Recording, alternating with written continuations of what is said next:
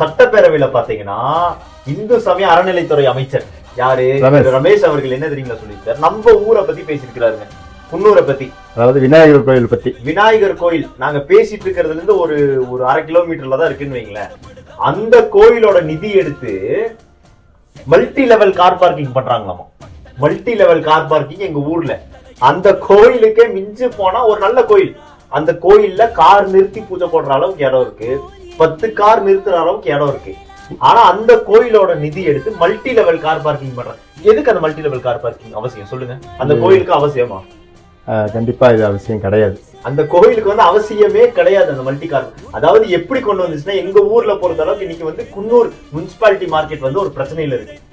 Market இடிக்கிறாங்க. அப்போ அந்த பிளான்ல தான் கீழே ஃபுல்லா கார் பார்க்கிங், மேல ஃபுல் மார்க்கெட் பண்ண போறதா இருக்கு. ஆனா அந்த கோயிலுடைய நிதி எடுத்து மல்டி லெவல் கார் பார்க்கிங் பண்றது நல்லா இருக்கா? இந்த திட்டத்தை அமைச்சர் ரமேஷ் நிறுத்தினதுல ஏதாவது தப்பு இருக்குங்களா? எந்த தவறுமே கிடையாது. சொந்த ஊருக்காரங்க நாங்களே சொல்றோம்.